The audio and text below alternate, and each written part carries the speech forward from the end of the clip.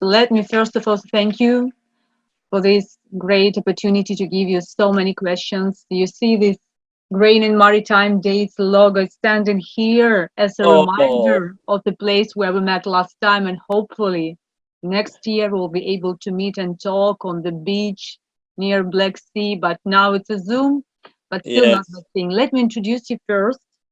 I'm very happy to see our guest today, Mr. Uильям Мейерс, emeritus professor of agricultural and applied economics of Food and Agriculture Policy Research Institute. And many subscribers know you as a speaker of many conferences, and we're so happy to see you today and to give you some questions about what's going on in global agricultural markets in all this storm we are coming through. How are you good? How are you doing? Oh, very well. Thank you.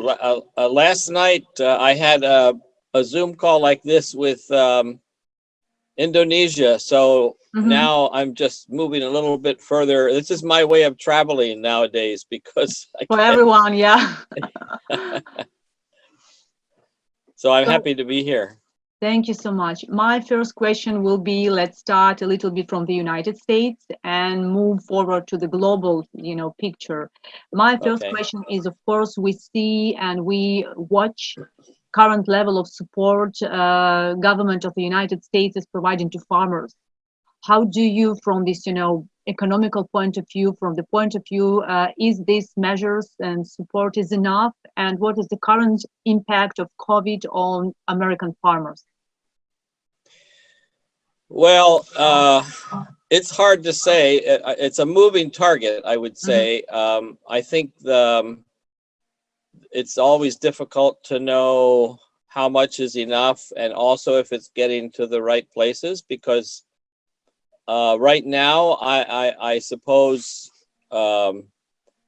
if you look at the news, the dairy farmers are pouring out milk. The hog farmers are Mhm. having to kill pigs because the slaughterhouses are closing down. Grain farmers are starting to get into the field to plant, so that's a good sign. But their prices are way down, so Yes. everybody is being hit by it, and it's very hard to fine tune the support to be sure that everything gets to the right people at the right Mhm. time. But Mhm. the government is certainly trying their best to compensate farmers for their losses.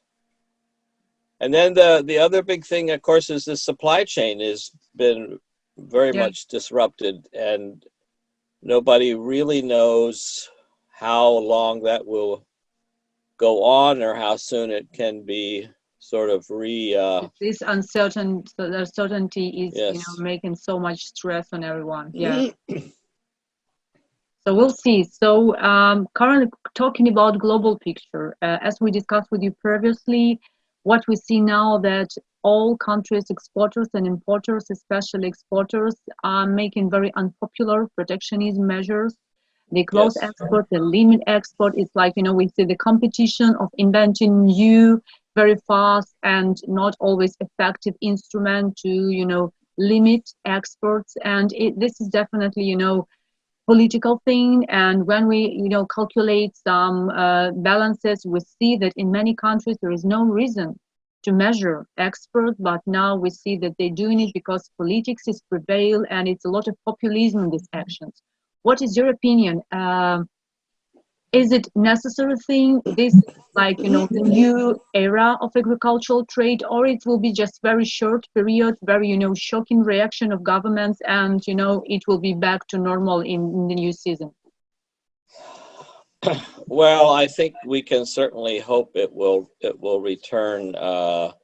We all remember, I guess, what happened earlier years when there was export, especially during the food crisis, the food security crisis in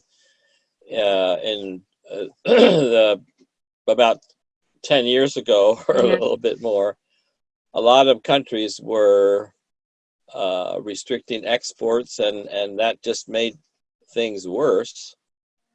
Um, and it came back, of course, after the after the situation changed. One advantage we have right now, at least in the grains, is there's a lot more stocks around now than there was back at that time when there was a shortage of grain stocks. So the market is not as sensitive probably to the situation. And of course, the disruption of the transport systems is also there. I think we have to hope that countries eventually will figure out it's better to work together and to open trade, keep trade open, and not try to just think about their themselves, because trade is how we can everybody can be better off. So can we tell that some countries which were very, radical and which haven't implemented very strict measures will be more competitive in like middle year term? Well, I think so. I mean, the thing is, I mean, the U.S. I think learned this lesson way back many years ago when we restricted exports of soybeans to Japan, and found out that it was really hurt us in the long run, because exporters have to be seen as a reliable supplier, and if you lose your reputation, it takes time to build it back. Yes, so I think the U.S. would be very unlikely to institute any such policies, just because we learned our lesson a long time ago. So we'll see. It will be interesting scenario to see how the trade patterns will change this season. And we already see that many forecasts will be amended.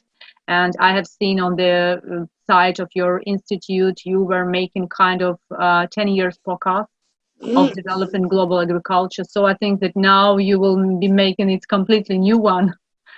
Well, yeah, and in fact, usually we do it about this time, and then also in August.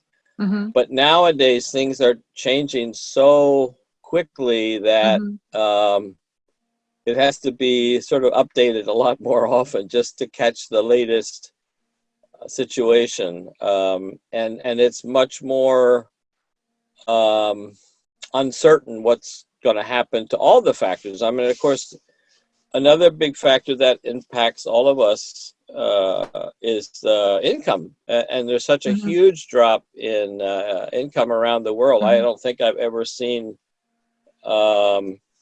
such a decline. If I remember correctly, in the recent World Bank IMF projections for the world economy, we were having 6-7% drop in the next quarter. So that's really huge. But you know that agriculture and food industry, they are quite resilient, because definitely that people will eat. Maybe the products will be cheaper, but people, will cut, some not essential, expenses, traveling, barbershops, etc. But food will be like, even maybe more important. So, and we come into the next question: what's going on with the prices? Because you see that prices for corn and the oil, cheap oil, is also one of factor which came as a black swan, as well as this COVID-19. So this crazy mixture of several black swans, this is what we see now. So could you please comment the impact of cheap oil, and if we will live now in the time of cheap oil, what it will mean for global economy? Yes, I mean, it's kind of a double whammy, because there was this fight going on between Russia and the OPEC, and different things that first drove the price down. And I think they were trying to drive our biofuel industry. I mean, our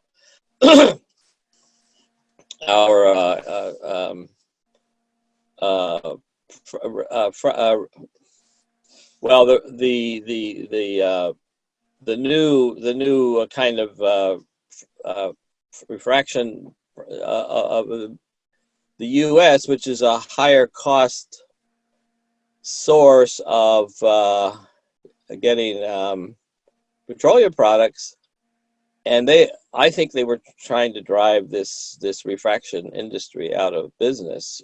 But then this COVID-19 came on top of it, and just it's like a double whammy driving down the price. Now, in some situations, you can imagine the lower oil prices would be good for everybody, but at the same time, the whole industries and economies are in such big decline that it's hard to say if that made it better or worse. But I think the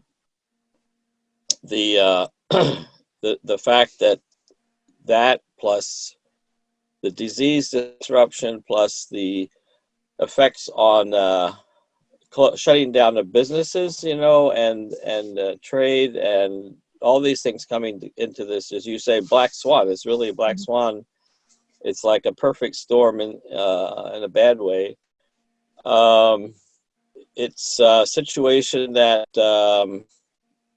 is very hard to know where it's going to go. I mean, we assume that we will recover from all of this, but how long it takes to recover depends a lot on how the disease progresses. And I don't think we'll come back to the same place we were. I mean, there's going to be some kind of, we talk about now, the new normal, whatever that is. We don't know what it's going to be, but it's very unlikely we go back to the way things were. So things will change in some ways that we cannot predict. I don't know if you remember Donald Rumsfeld, who I don't always agree with, but he had this phrase about the known knowns and the known unknowns, and then the unknown unknowns.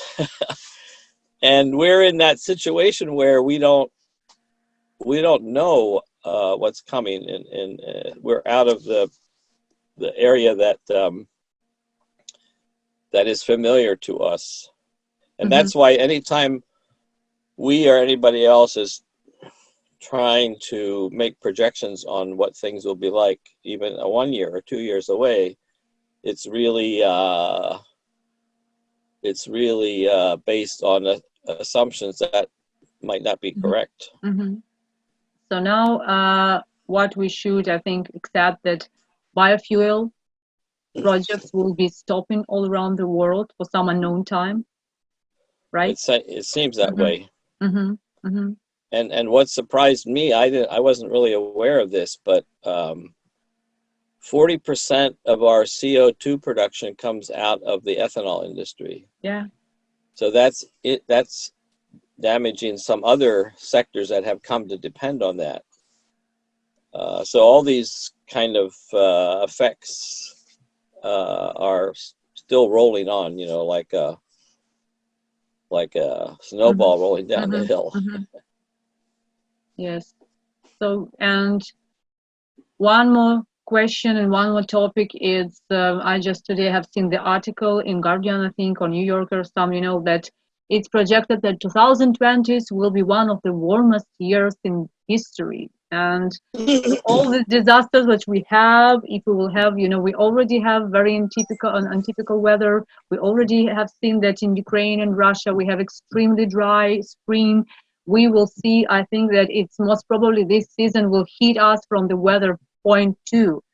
Do you have any kind of, access to some, insider information about the climate, and how do you think all this, pattern will work together with global warming in 2020, low prices, COVID, and how the weather, it will be like bullish factor, or it will be, some other impact?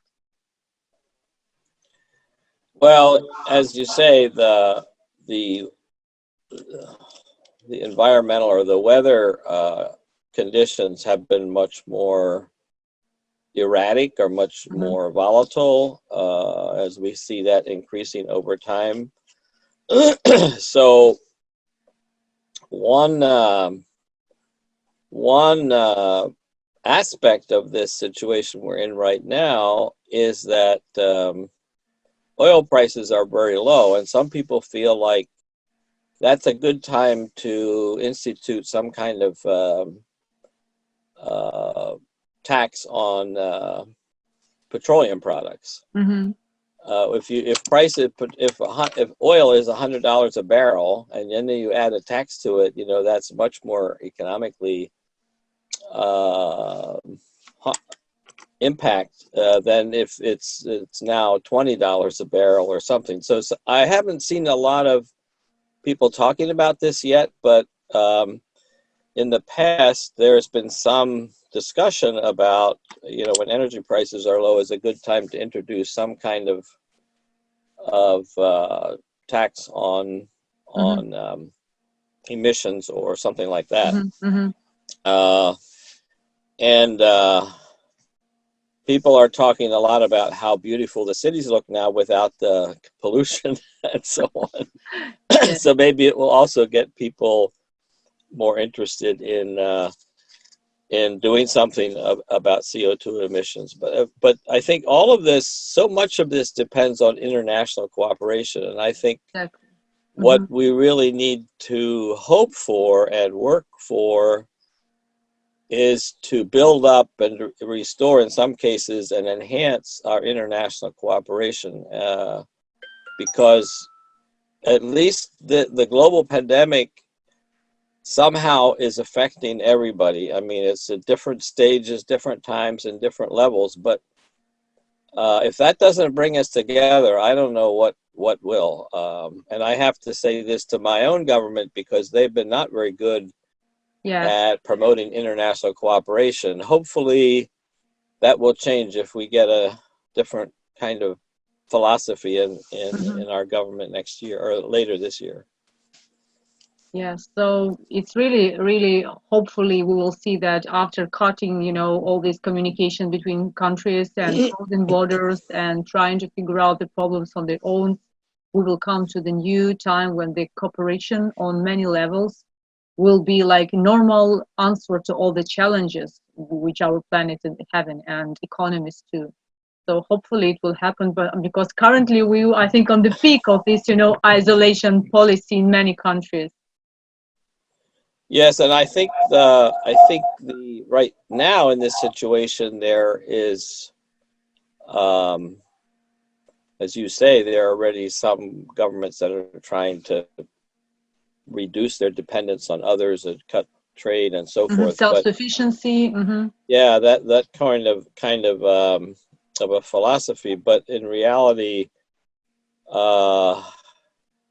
we'd be much better off if we go in the other direction. And we need to strengthen these international cooperation facilities and agencies. And I think the important thing for the longer term is to strengthen these processes so that we can work together. Scientists are working together very well, I think, even though the politicians don't always work together, but the scientists are doing very well. If we can just get the other people to be as cooperative as they are, we'd be much better off. And what is your just overall advice for people who doing agribusiness in Ukraine, Russia, and this part of the world? Like, if you have been now on the conference, like which advices you gave them as a professor and the person? Well, I would say keep markets open. Keep keep the trade flowing, in a normal way. I mean, I think it's partly this reliable supplier idea that, and I think that's actually Ukraine and Russia have improved their reliable supplier reputation since how long ago was that? 6-7 years ago, when they were restricting exports and so on. So that's already a good sign if it continues in that way, and to also continue to support innovation, and innovation is good for everybody in the sense that It gives farmers a better price. It gives reduces the cost of the margins, in the business transactions, and I think that's going on through digitization and other ways that will hopefully help everybody. Hopefully, yes. Let's stay optimistic. Yeah. Thank you so much. Thank you. Hope you will have like a good opportunity to visit us soon, and we miss you, and Ukraine is looking forward to see you again. And I hope so too. I really enjoy coming there, and if you can see this right behind my back, something that yes, it's Ukrainian from art. Odessa. Yes, It's yes, from you. yes. Mhm. I'm so So I happy cherish all of you those keep it. days. Thank Thank you you. so much. Thank you. Okay. Bye bye. Thank you so much. Bye-bye. Bye, Willie. Bye.